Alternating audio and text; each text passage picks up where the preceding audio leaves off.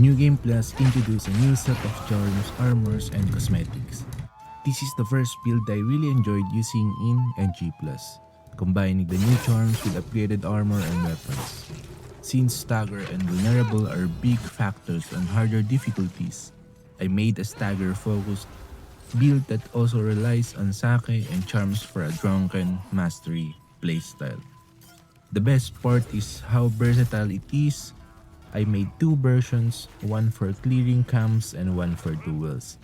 This build prioritized Stagger, making even little difficulty feel easy because of how fast you can break an enemy's posture. So let's start discussing the build.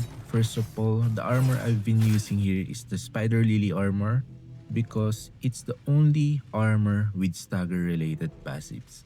You will deal increased staggered damage with melee attacks, and when enemy gets staggered, nearby foes also take extra stagger damage. Enemies also have a chance to drop throwable weapons, keeping your momentum going. With Sake activated, every hit can easily stagger enemies around you. It is a mix of control and chaos. Another advantage is that you gain spirits after drinking sake, letting you spam abilities while still maintaining good HP. To get his armor, just finish the Spider Lily Mythic Tail that starts at the mysterious gate in the southern section of Shizunai Woods. The weapons you use here depend on your preference, but of course, the Kusarigama is OP when it comes to raiding camps. You don't have to worry about being outnumbered because this build absolutely melts groups. Upgrading the Kusarigama makes it a powerhouse for building stagger across multiple enemies. With moves like Ferocious Whirlwind and Ferocious Cyclone, you can hit the entire group and quickly break their defenses. Overall, it's the perfect weapon if you want to overwhelm enemies fast and keep them staggered the whole time. Next is the key factor of the build, maxing out your sake capacity. In NG+, you can upgrade your sake at the Mysterious Merchant until you reach a maximum of 5 stacks, which is extremely useful in raids and duels. I can also suggest using Kanemori's two-face mask. Since we are already on hard difficulty, the increased damage taken becomes less of an issue. You might as well enjoy the bonus it gives. It is especially good for duels, and because your attacks are unblockable when drunk, you will constantly be the one attacking and keeping enemies from getting close. So the downside becomes negligible. Now let's move on to the charms. Charm of Shattering Strike. Shields destroyed with a Kusarigama unleash an explosion of shrapnel, dealing minor stagger damage to nearby enemies. You need to clear the Soya Port Yotei 6 camp to get this. Charm of Confident Strike. A minor chance to gain 1 spirit when staggering an enemy with a katana. This one is easy to get. You can buy it from Taro the Scavenger. Charm of Hidden Blades. Allows you to throw 3 additional kunai, which is extremely good for fast raid clears. Kunai also deals stagger damage, making this charm an important part of the build. You can get this by completing the Winter Farm quest at Teshu Ridge, which triggers after you liberate at least 1 farm. The next charms can be bought from the Mysterious Merchant in New Game Plus. Charm of the Drunkard. While drunk, your attacks are unblockable, but you are unable to block enemy attacks. Your drunken state also lasts for a major duration. It works like Oni's Flame but pairs better with sake since you can generate spirits while drunk. Charm of Drunken Mastery. While drunk, your attacks make enemies vulnerable. This is the important charm. Since vulnerable is a new feature of the game, all melee weapons deal maximum stagger damage against vulnerable enemies. This charm works perfectly with Charm of the Drunkard. They're the core combo for the build. Charm of Mauling, wolf attacks make enemies vulnerable for a major duration. All melee weapons deal maximum stagger damage against vulnerable enemies. This is extremely helpful in raid camps. You can watch the raid I did using this build, showing how each charm works together, and of course no hits taken on lethal class.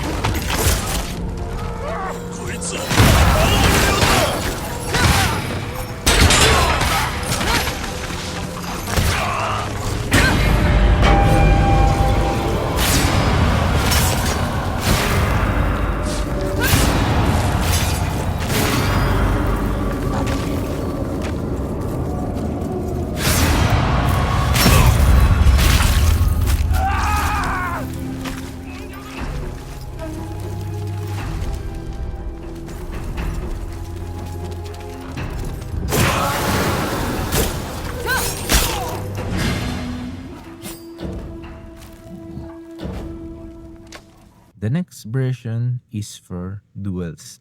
Obviously, you will use the Bounty Hunter armor here. This build works really well in NG+, where creating vulnerable states is extremely strong. It lets you counter heavy blows and control the pace of the fight. Here are the charms.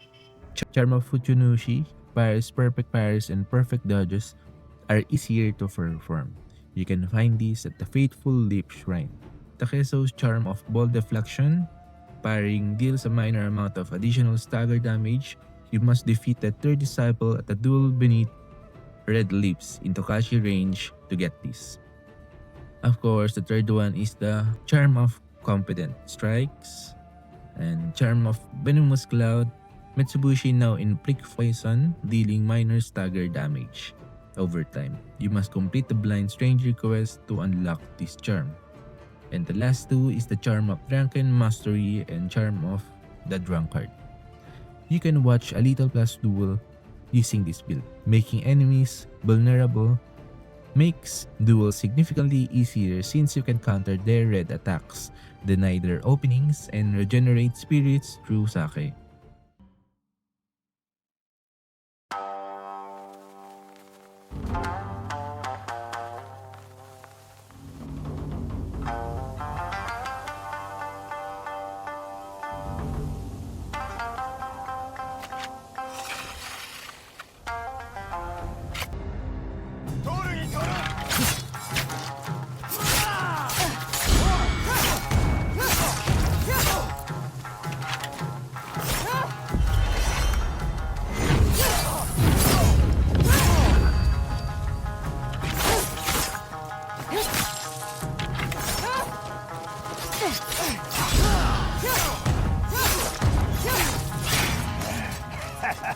いい勝ち筋じゃねえか。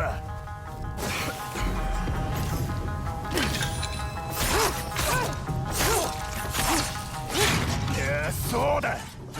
遠慮はいらねえ。やがれ。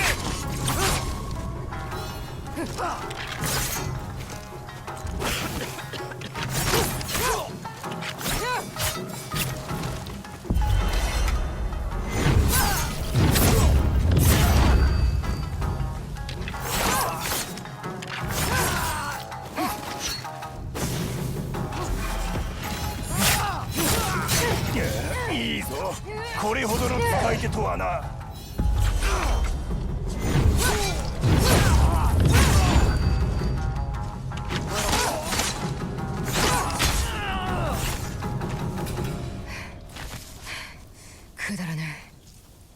So this these are the builds for the Drunken Monster.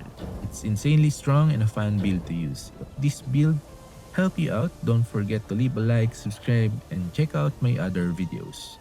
Thank you for watching.